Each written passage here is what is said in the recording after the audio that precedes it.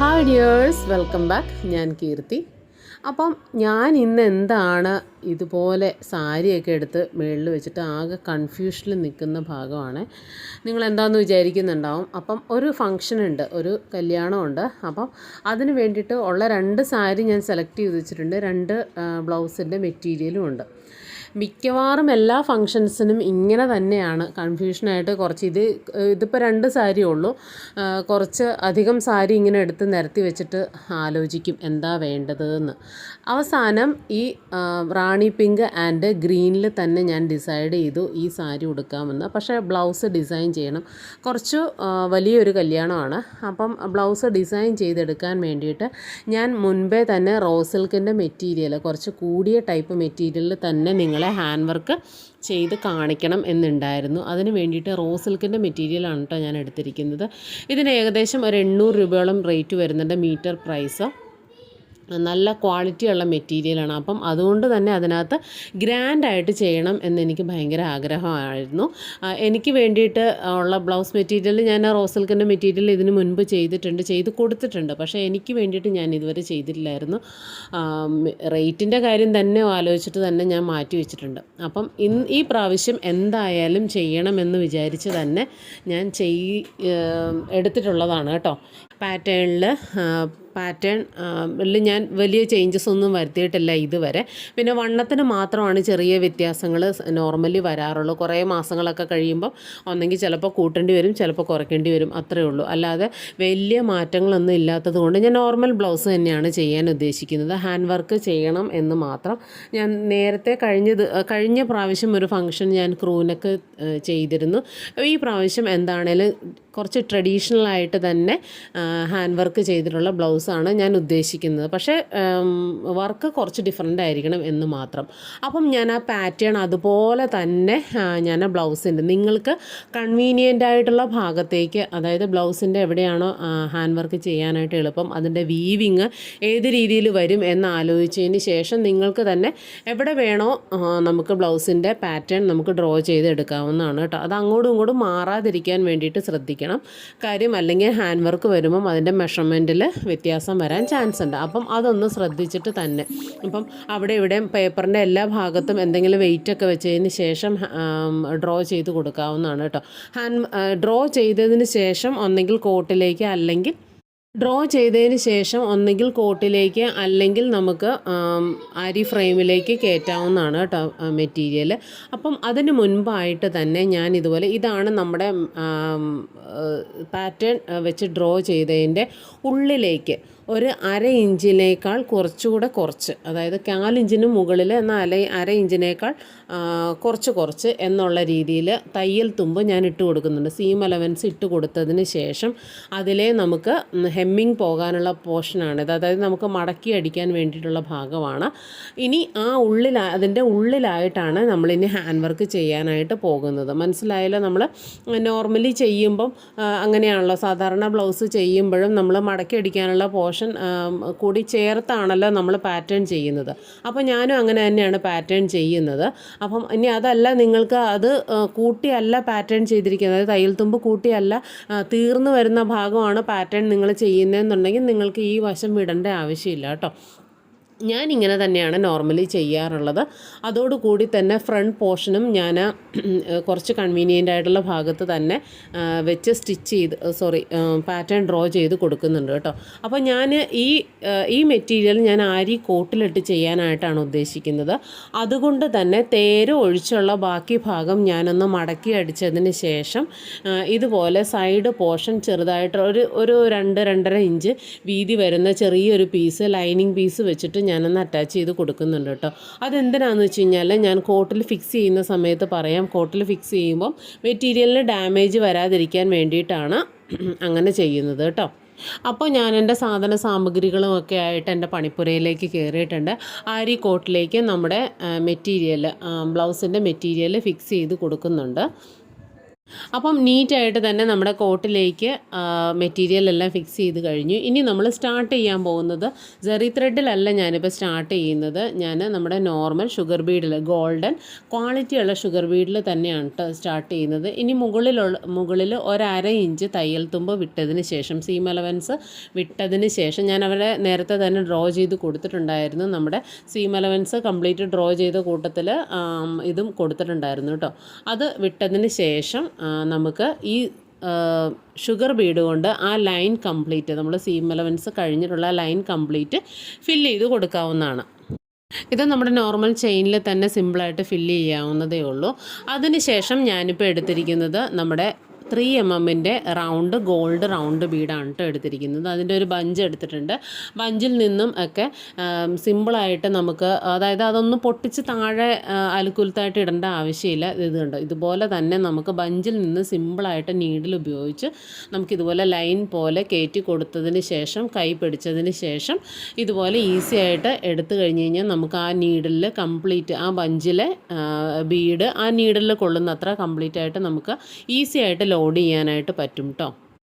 ഇനി നമുക്ക് ആദ്യം കൊടുത്ത ലൈനിൻ്റെ അടുത്ത് തന്നെ ആയിട്ട് അടുത്ത ലൈൻ നമുക്ക് ഈ ബീഡ് വെച്ചിട്ട് കംപ്ലീറ്റ് ചെയ്ത് കൊടുക്കാവുന്നതാണ്.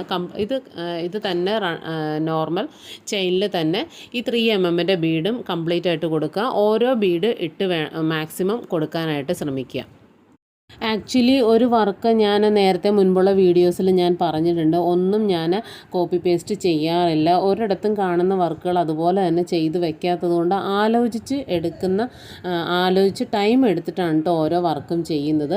അങ്ങനെ തന്നെയാണ്, അതുകൊണ്ടാണ് ഞാൻ ആദ്യം തന്നെ ഇന്ന വർക്ക് എന്ന് ഞാൻ കാണിക്കാത്തത്. ഇത് ഞാൻ ടൈം എടുത്ത് തന്നെ ചെയ്തിട്ടുള്ള വർക്കാണ്. ഒരെണ്ണം വെച്ച് നോക്കും, എന്നിട്ട് അത് സ്യൂട്ടാവില്ല എന്ന് തോന്നിയിട്ട് അത് മാറ്റും. അങ്ങനെ ചെയ്തിട്ടുള്ളതാണ് കേട്ടോ. ഇനി ഇപ്പം ആ രണ്ട് ലെയർ നമ്മൾ കൊടുത്തു. ഒരു ഷുഗർ ബീഡും കൊടുത്തു, ഒരു 3 mm റൗണ്ട് ബീഡും കൊടുത്തു.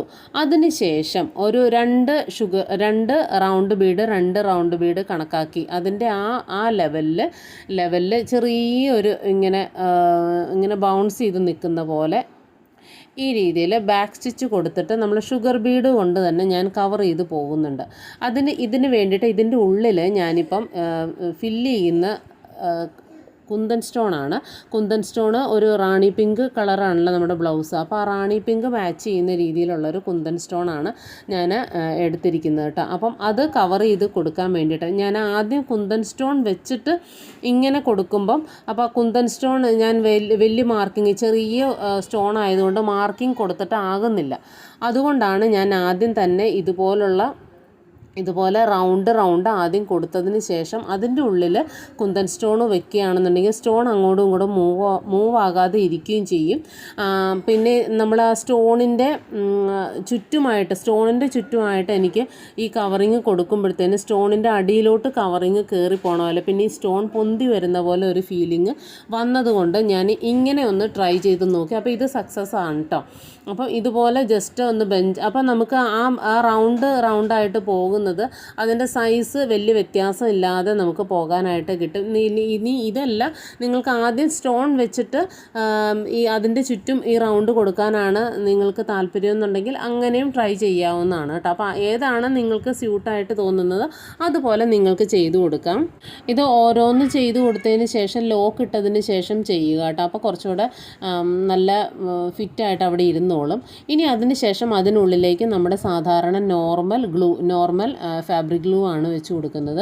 നോർമൽ ഫാബ്രിക് ഗ്ലൂവിൽ ഒന്ന് ടച്ച് ചെയ്തതിന് ശേഷം നമ്മുടെ നീഡലിൻ്റെ ബാക്ക് പോർഷൻ കൊണ്ട് പതുക്കെ ഒന്ന് ആ ഗ്ലൂവിൽ ടച്ച് ചെയ്ത് കഴിഞ്ഞ് കഴിഞ്ഞാൽ നമുക്ക് ഈസി ആയിട്ട് ആ നീഡിൽ കൊണ്ട് തന്നെ നമുക്ക് ബീഡല്ല കുന്തൻ സ്റ്റോൺ നമുക്ക് പിക്ക് ചെയ്തെടുക്കാനായിട്ട് പറ്റും കേട്ടോ. അപ്പോൾ ഞാൻ അങ്ങനെ തന്നെ ഇത് മുകളിൽ ഇരിക്കുമ്പോഴത്തേനും അത് ഫിറ്റ് ആകാത്ത പോലെ തോന്നും, പക്ഷേ അതൊന്ന് പ്രസ് ചെയ്ത് വെക്കുമ്പം അതിൻ്റെ ഉള്ളിലേക്ക് അങ്ങ് കടന്ന് കയറിയിരിക്കുന്നുണ്ട് കേട്ടോ. അപ്പോൾ വീഡിയോയിൽ നേരിട്ട് കുറച്ചുകൂടെ ക്ലിയർ ആയിട്ട് നമുക്ക് തോന്നും. ഇപ്പോൾ വീഡിയോയിലാണ് ആ ബ്രൈറ്റ്നസ് കൂടുതലായതുകൊണ്ട്, ബ്രൈറ്റ്നസ്സിൻ്റെ വെട്ടത്തിൻ്റെ ഇതുകൊണ്ടാണ് നമുക്കത് ആ സ്റ്റോൺ തെളിഞ്ഞ് വരാത്തത്. ഈ സ്റ്റോൺ ഒരു മാറ്റ് ഫിനിഷിംഗ് ആയിട്ടുള്ള സ്റ്റോണാണ് കേട്ടോ. നല്ല ഭംഗിയാണ് കാണാനായിട്ട്, പക്ഷേ അത്ര ഗ്ലോസി അല്ലാത്ത സ്റ്റോണാണ് ഇത്. അപ്പം ഇങ്ങനെ ചെയ്ത് ഇത് കംപ്ലീറ്റ് ഇങ്ങനെ തന്നെ ചെയ്തു പോകുക കേട്ടോ. ഞാൻ ആദ്യം ഒരു സൈഡ് പോർഷൻ മാത്രമാണ് നിങ്ങളെ ഇപ്പോൾ കാണിക്കുന്നത്. ഇത് കംപ്ലീറ്റ് തന്നെ നമുക്ക് ചെയ്തു പോകാവുന്നതാണ് കേട്ടോ. സോറി, ഞാൻ ആ സ്റ്റോണിൻ്റെ ഡീറ്റെയിൽസ് പറയാനായിട്ട് വിട്ടുപോയി. ഇത് ഞാനൊരു 100 ഗ്രാമായിട്ട് മേടിച്ചിട്ടുള്ളതാണ് കേട്ടോ സ്റ്റോണ്. ഇതിന് ഏകദേശം ഒരു 100-150 രൂപ ആ റേഞ്ചാണ് വന്നിട്ടുള്ളത്. ഞാൻ അങ്ങനെ അത്രയും ആയിട്ട് വെയിറ്റ് തൂക്കം അനുസരിച്ച് മേടിച്ചിട്ടുള്ളതാണ് കേട്ടോ. ബൾക്കായിട്ട് മേടിച്ചിട്ടുള്ള സ്റ്റോണാണ്. അപ്പം ഇതിപ്പം രണ്ടാമത് മറ്റേ സ്റ്റോൺ വെച്ചിട്ട് അതിൻ്റെ മുകളിൽ കവറിങ് ആയിട്ട് ചെയ്യാനും ഞാൻ നോക്കുന്നുണ്ട് കേട്ടോ. അപ്പോൾ 2 രീതിയിലും ഞാൻ ചെയ്ത് നോക്കിയായിരുന്നു. എനിക്ക് കുറച്ച് കൂടെ ബെറ്ററായിട്ട് തോന്നിയത് ആദ്യം ബീഡ് കൊണ്ട് കവറിങ് കൊടുത്തതിന് ശേഷം അതിനുള്ളിൽ സ്റ്റോൺ വയ്ക്കുന്നതാണ് കുറച്ചുകൂടെ ബെറ്ററായിട്ട് എനിക്ക് തോന്നിയത് കേട്ടോ. നിങ്ങൾക്ക് എങ്ങനെ വേണേലും ചെയ്യാം. ഇനി നമുക്കത് കംപ്ലീറ്റ് ആയിട്ട് ചെയ്തിട്ട് തിരിച്ചു വരാവേ. ഗ്ലൂ വെച്ചതിന് ശേഷം ഒന്ന് ജസ്റ്റ് ഒന്ന് വെയിറ്റ് ചെയ്തതിന് ശേഷമാണ് ഞാനിപ്പം ജസ്റ്റ് ഒന്ന് ഡ്രൈ ആയതിന് ശേഷം അതിൻ്റെ മുകളിൽ കൂടി അതിന് ചുറ്റുമായിട്ട് ഇപ്പം നമ്മുടെ ഷുഗർ ബീഡ് കൊണ്ട് ഉള്ള കവറിങ് കൊടുക്കുന്നുണ്ട്. എന്നാലും അത് അവിടുന്ന് സ്റ്റോൺ അവിടെ നിന്ന് അങ്ങോട്ടും ഇങ്ങോട്ടും മൂവ് ആകുന്നുണ്ട് കേട്ടോ. ഞാൻ മറ്റേ ഗ്ലൂ യൂസ് ചെയ്യാത്ത എന്താണെന്ന് എല്ലാവരും ചിന്തിക്കുന്നുണ്ടാവും. ഞാൻ ക്ലിപ്പ് സ്റ്റോണുകൾക്ക് ബീഡ്സ് വരുന്നതിനും ഞാൻ കൂടുതലും B7000, 6000 ആ ടൈപ്പുള്ള ഗ്ലൂ യൂസ് ചെയ്യാറില്ല. അതെന്താണെന്ന് വെച്ച് കഴിഞ്ഞാൽ എനിക്ക് 1-2 വർക്കുകൾക്ക് ഡാമേജ് വന്നിട്ടുണ്ട്. ആ ടൈപ്പ് ഗ്ലൂ യൂസ് ചെയ്യുന്നത് കൊണ്ട് നമുക്ക് വരുന്ന മെറ്റീരിയൽസ് ഓരോന്നും പല ഡിഫറെൻറ്റ് കെമിക്കൽ ഇതിലൊക്കെ കളേഴ്സ് വരുന്നത് ഇതിനകത്തൊക്കെ ഓരോ കെമിക്കൽസൊക്കെ ചേരുന്നത് കൊണ്ടാണ്.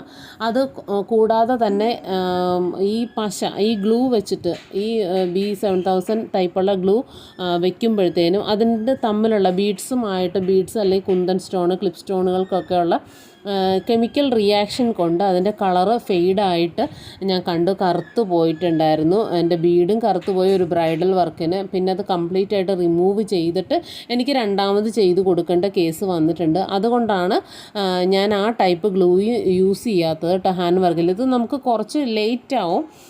അതായത് നമുക്ക് വർക്ക് കുറച്ചുകൂടെ ലേറ്റ് ആവും.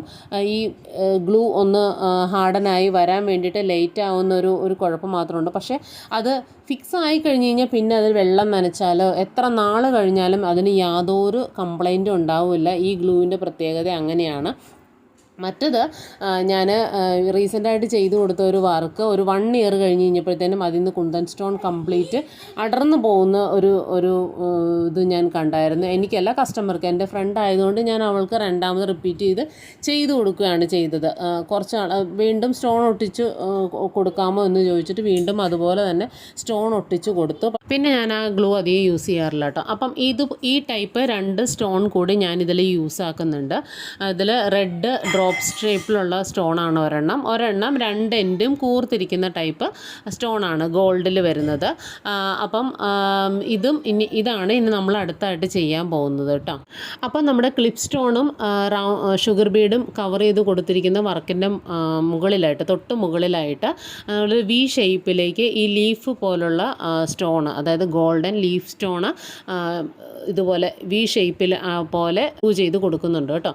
ഇത് നമ്മുടെ നോർമൽ ഗ്ലൂ തന്നെയാണ് കൊടുക്കുന്നത്. അത് കംപ്ലീറ്റ് ആയിട്ട് ഗ്ലൂ ചെയ്ത് കൊടുത്തതിന് ശേഷം നമുക്ക് ഈ സ്റ്റോൺ ഒട്ടിച്ച് കൊടുക്കാവുന്നതാണ്. ഇനി അതിൻ്റെ മുകളിലായിട്ടാണ് നമ്മുടെ റെഡ് സ്റ്റോൺ വരുന്നത്. അപ്പം നല്ല കളർ കോമ്പിനേഷനായിട്ട് നിൽക്കും കേട്ടോ. ഈ ഗ്രീനിൽ റെഡ് വരുമ്പോൾ നല്ല ബ്രൈറ്റായിട്ട് നിൽക്കും. അപ്പം അതിന് വേണ്ടിയാണ് കേട്ടോ അങ്ങനെ കൊടുക്കുന്നത്. ഇനി ബാക്കിയുള്ള പോർഷനും നമുക്ക് അതുപോലെ തന്നെ ഗ്ലൂ ചെയ്ത് സ്റ്റോൺ ഫിക്സ് ചെയ്ത് കൊടുക്കാവുന്നതാണ് കേട്ടോ. ഇനി ഞാൻ അടുത്തായിട്ട് ചെയ്യാൻ പോകുന്നത് നമ്മൾ ആദ്യം ആ ലീഫ് ഷേപ്പ് കൊടുത്തല്ലോ അതിൻ്റെ മുകളിലായിട്ട് നമ്മുടെ റെഡ് സ്റ്റോൺ ഡ്രോപ്പ് ഷേപ്പിൽ, അത് ഒറ്റ ഡ്രോപ്പ് ഷേപ്പാണ് വരുന്നത്. ആ ഡ്രോപ്പ് ഷേപ്പിലുള്ള സ്റ്റോൺ ഒട്ടിക്കാൻ വേണ്ടിയിട്ട് ഇതുപോലെ ചെറുതായിട്ട് ഇച്ചിരി നീളത്തിൽ ഗ്ലൂ തേച്ച് കൊടുക്കുന്നുണ്ട്. അതിൻ്റെ മുകളിലേക്ക് നമുക്ക് റെഡ് സ്റ്റോൺ ഒട്ടിച്ച് കൊടുത്തിട്ട് ഡ്രൈ ആയിട്ട് തിരിച്ചു വരാം കേട്ടോ.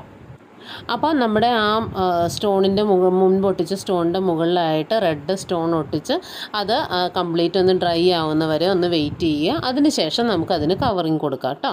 ഇപ്പോൾ ഞാൻ അതിൻ്റെ കവറിങ് ജസ്റ്റ് ഒന്ന് കൊടുത്ത് നോക്കിയിട്ടുണ്ട്. ഇപ്പോൾ നല്ല ഭംഗിയായില്ല, നല്ല റിച്ച് ഫീല് വരുന്ന ടൈപ്പ് വർക്കായി. ഇതിലേക്ക് ഞാൻ ആദ്യം ഒന്ന് ട്രയൽ ചെയ്ത് നോക്കിയതിന് ശേഷമാണ് നിങ്ങളെ കാണിക്കുന്നത്. ഞാൻ ഇവിടേക്ക് വേണ്ടിയിട്ട് എടുത്തിരിക്കുന്നത് ജർദോസിയാണ്. ജർദോസി വേറെ ഒന്നും ചെയ്യാനില്ല, നമ്മുടെ ജർദോസി ട്യൂട്ടോറിയലിലൊക്കെ പറഞ്ഞ് തന്നിട്ട് പോയിട്ടുള്ള ഇതാണ്. നമ്മുടെ ക്ലാസ്സിൽ ഇതിന് മുമ്പ് എടുത്തിട്ടുണ്ട്. നമ്മുടെ സർദോസി ട്യൂട്ടോറിയൽ ഒക്കെ എടുത്ത് നോക്കാം. ഇതിന് മുൻപുള്ള ആരി ട്യൂട്ടോറിയൽ എല്ലാവരും ഒന്ന് ചെയ്ത് നോക്കണം കേട്ടോ. ഈസി ആയിട്ട് നമുക്ക് ആരി ക്ലാസ്സസ് എല്ലാം ട്യൂട്ടോറിയൽസിൽ നമ്മൾ കൊടുത്തിട്ടുണ്ട്. ഇപ്പം ആ ടൈപ്പ് വർക്കാണ് കേട്ടോ, ഞാൻ സർദോസിയിൽ ചെയ്തിട്ടുള്ള വർക്കാണ്. അത് മുൻപുള്ള ക്ലാസ്സുകളൊന്നും എടുത്ത് നോക്കണേ. അപ്പം നീളത്തിൽ തന്നെ ഞാനൊരു സർദോസി കട്ട് ചെയ്തെടുത്തതിന് ശേഷം, ഗോൾഡൻ സർദോസി കട്ട് ചെയ്തെടുത്തതിന് ശേഷം നമ്മുടെ നീഡിലേക്ക് കംപ്ലീറ്റ് ആയിട്ട് കയറ്റിയിട്ട് സർദോസിയിലുള്ള ചെയിനാണ് കേട്ടോ. ചെയിൻ ഇതുപോലെ നമുക്കൊരു സിഗ്സാക്ക് ആയിട്ട്, നമ്മൾ കോലമൊക്കെ വരയ്ക്കില്ലേ, കോലം ഈ തമിഴ് ഇതിൻ്റെ കോലം വരയ്ക്കുന്ന ആ ഇതിലാണ് ഇതിൻ്റെ ഇത് പോകുന്നത്. അതായത് ഒരു വളഞ്ഞുള്ള രീതിയിൽ ആ കംപ്ലീറ്റ് ആ ഒരു ബൂട്ട കവർ ചെയ്തെടുക്കണം. ബൂട്ട എന്ന് പറഞ്ഞാൽ 2 ലീഫ് മാത്രം ഞാനിപ്പം ഈ സർദോസിയിൽ കംപ്ലീറ്റ് ചെയ്തെടുക്കുന്നത്. സർദോസിയിൽ നമ്മൾ ചെയിൻ സ്റ്റിച്ച് ചെയ്യാനായിട്ട് കുറച്ച് പ്രാക്ടീസ് ആവശ്യമുണ്ട്. ഇനി ഇത് ചെയ്യാൻ ബുദ്ധിമുട്ടുള്ളവർക്ക് സർദോസി കട്ട് ചെയ്ത് ഈ ലീഫിൻ്റെ ഷേപ്പിൽ കട്ട് ചെയ്തതിന് ശേഷം നമുക്ക് വെറുതെ നോർമൽ നീഡിലും ചെയ്ത് കൊടുക്കാവുന്നതാണ് കേട്ടോ. നിങ്ങൾക്ക് അങ്ങനെ ചെയ്യണമെങ്കിൽ അങ്ങനെ ചെയ്തോളൂ. ഞാനിപ്പം ഇതുപോലെയാണ് കേട്ടോ ചെയ്യാൻ ഉദ്ദേശിക്കുന്നത്. ഇനി നമുക്ക് ആ ഡ്രോപ്പ് ഷേപ്പിലുള്ള സ്റ്റോണിൻ്റെ താഴെ നിന്ന് ലീഫ് ഷേപ്പിലേക്ക്, അതായത് ലീഫ് ഷേപ്പിലേക്ക് ആ ഡ്രോപ്പിൻ്റെ ഷേപ്പ് നല്ല കറക്റ്റായിട്ട് കിട്ടുന്ന രീതിയിൽ ആ ഒരു ലീഫ് കംപ്ലീറ്റ് ചെയ്ത് കൊടുക്കാവുന്നതാണ്. ഇതുപോലെ 2 ബീഡ് വെച്ച് ഇട്ട് കൊടുത്തതിന് ശേഷം ആ എൻഡ് എത്തുമ്പോൾ നമ്മൾ എപ്പോഴും പറയുന്നത് പോലെ തന്നെ ഒരു ബീഡ് എക്സ്ട്രാ കയറ്റി ഇട്ട് കൊടുക്കുക. ഇതുപോലെ കയറ്റി ഇട്ട് കൊടുക്കുക. ജസ്റ്റ് ഒരു ലോക്ക് ഇട്ട് കൊടുക്കുക. ലോക്ക് ഇട്ട് കൊടുത്തതിന് ശേഷം തിരിച്ച് റിവേഴ്സ് അവിടെ ഒരു സ്റ്റിച്ച് കൂടെ കൊടുത്തതിന് ശേഷം നമുക്ക് അടുത്ത പോർഷൻ കൂടെ കംപ്ലീറ്റ് ചെയ്ത് പോകാവുന്നതാണ്. ഇനി ഞാൻ ആ എൻഡ് വശം അവിടെ നിർത്തുന്നില്ല. അത് തന്നെ ചെയിനിൽ തന്നെ നമ്മുടെ ആ സർദോസിയുടെ സെൻറ്റർ പോർഷൻ ഉണ്ടല്ലോ, മറ്റേ നമ്മൾ ആദ്യം കൊടുത്ത ആ 2 ലീഫ് ഷേപ്പിൻ്റെ സെൻറ്ററിൽ കൂടി താഴോട്ട് നമ്മുടെ ആദ്യത്തെ കുന്തൻ സ്റ്റോൺ വെച്ച് ആ ലെയറിലേക്ക് കൊണ്ടുപോയി അറ്റാച്ച് ചെയ്ത് കൊടുക്കുന്നുണ്ട്. അപ്പം ശരിക്കും ഒരു ഫ്ലവർ ആൻഡ് ഒരു ബഡ് ആൻഡ് ലീഫ് ഡിസൈനിലോട്ട് അത് മാറുന്നതായിരിക്കും കേട്ടോ. അപ്പം നല്ല ഭംഗി തോന്നി എനിക്ക്. ഇനി ഞാൻ ചെയ്യാൻ പോകുന്നത് എന്താണെന്ന് വെച്ച് കഴിഞ്ഞാൽ ആ 2 ബഡിൻ്റെയും ലീഫിൻ്റെയും ഷേപ്പിൻ്റെ സെൻറ്റർ പോർഷനിലായിട്ട് ചെറിയൊരു ബ്ലാങ്ക് ആയിട്ട് തോന്നുന്നുണ്ട്. അപ്പം അവിടെയും കൂടെ ഞാനൊരു ഓറഞ്ച്, ഇപ്പം ഒരു റാണി പിങ്ക് റെഡ്, നല്ല ബ്രൈറ്റ് റെഡ്, ഇനി അടുത്തത് ഓറഞ്ച് കളർ ത്രെഡ് കൊണ്ടാണ്. അപ്പം ഞാൻ ഉദ്ദേശിക്കുന്നത് ഈ ഗ്രീൻ എനിക്ക് ഭയങ്കര ഇഷ്ടമുള്ളൊരു ഗ്രീനാണ്. അപ്പം ഈ ഗ്രീൻ ബ്ലൗസ് വെച്ചിട്ട് തന്നെ ഞാനൊരു 3-4 സാരിക്ക് വേണ്ടിയിട്ട് പെയർ ചെയ്യും. അപ്പം ഈ ഹാൻഡ് വർക്ക്, നല്ല ഹെവി ഹാൻഡ് വർക്ക് ചെയ്തിട്ടുള്ളത് എന്താണേലും മുതലാക്കാതെ പറ്റില്ലല്ലോ. അപ്പം അതിന് വേണ്ടി കൂടിയാണ് ഞാൻ ഓറഞ്ച് കളറ് ത്രെഡ് ഇതുപോലെ നമ്മൾ ആദ്യത്തെ കുന്തൻ സ്റ്റോൺ ലെയറിൽ നിന്ന് ഇങ്ങനെ കുത്തി പൊക്കി എടുത്തതിന് ശേഷം ഒരു സീക്വൻസ്, ഒറ്റ സ്വീക്വൻസ് മാത്രം അതിൻ്റെ ഇടയിൽ വെച്ച് കൊടുത്തതിന് ശേഷം ഒരു ഫ്രഞ്ച് നോട്ട് കൊണ്ട് ഇതുപോലെ ഫ്രഞ്ച് നോട്ട് കുത്തി ഇറക്കുന്നത് നമ്മുടെ ആ സ്വീക്വൻസിലേക്ക് ആന്ന് മാത്രം. അപ്പം ആ സ്വീക്വൻസ് അവിടെ നല്ല ഭദ്രമായിട്ട് അവിടെ ഇരിക്കുന്നതായിരിക്കും. നല്ല ഗ്ലേസിങ്ങും കിട്ടും, നല്ല ലൈറ്റിലൊക്കെ നല്ല ഭംഗിയായിരിക്കും കാണാനായിട്ട്. അപ്പം അതിൻ്റെ ഇടയ്ക്ക് സ്റ്റോൺ വെച്ച് നോക്കി, അപ്പോൾ സ്റ്റോൺ അത്ര മാച്ച് ആവുന്നില്ല. അപ്പം മൊത്തത്തിൽ മുകളിലും താഴെയൊക്കെ സ്റ്റോൺ ആയതുകൊണ്ട് നമുക്ക് ആ വർക്ക് എടുത്ത് അറിയാൻ പറ്റത്തില്ല. അപ്പം ആ കളർ കോമ്പിനേഷൻ മാച്ച് ചെയ്ത് നോക്കിയപ്പോൾ എനിക്ക് കുറച്ചുകൂടെ സ്വീക്വൻസാണ് അതിൻ്റെയോട് യോജിക്കുന്നത് എന്ന് തോന്നിയിട്ട് കുറച്ച് വലിയ സ്വീക്വൻസാണ്. ആ സ്വീക്വൻസ് അവിടെ വെച്ച് കൊടുക്കുന്നുണ്ട് കേട്ടോ. അത് ഫ്രഞ്ച് നോട്ടിലാണ് സ്വീക്വൻസ് ഫിക്സ് ചെയ്ത് കൊടുക്കുന്നത്. ഇനി നമുക്ക് ഫൈനൽ റിസൾട്ട് കാണാം. അപ്പം ബ്ലൗസിൻ്റെ ബ്ലൗസിൻ്റെ ബാക്ക് നെക്കിൻ്റെ ഒരു 1/4 ഭാഗത്തോളം ഞാനിപ്പം ഈ പറഞ്ഞ ഡിസൈനിൽ തന്നെ കംപ്ലീറ്റ് ചെയ്തിട്ടുണ്ട്. ഇനി അതിൻ്റെ അവിടെ ഇവിടെയൊക്കെ ആയിട്ട് ചെറിയ ബൂട്ടാസ് വരുന്നുണ്ട്. ഇനി നമുക്ക് ഫ്രണ്ട് പോർഷൻ കംപ്ലീറ്റ് ചെയ്യണം, സ്ലീവും കംപ്ലീറ്റ് ചെയ്യേണ്ടതായിട്ടുണ്ട്. അപ്പോൾ ഇത്രയും വർക്കുകളെല്ലാം തന്നെ എനിക്ക് ഈ 2 ദിവസത്തിനുള്ളിൽ കംപ്ലീറ്റ് ചെയ്യേണ്ടതായിട്ടുണ്ട്. നിങ്ങളും എൻ്റെ കൂടെ ഉണ്ടാവണം. നമ്മുടെ വീഡിയോസ് എല്ലാവർക്കും ഇഷ്ടപ്പെട്ടിട്ടുണ്ടെങ്കിൽ ഒന്ന് ലൈക്ക് ചെയ്ത്, ഷെയർ ചെയ്ത്, സബ്സ്ക്രൈബ് ചെയ്ത് സപ്പോർട്ട് ചെയ്തേക്കണേ. Thank you. ബൈ.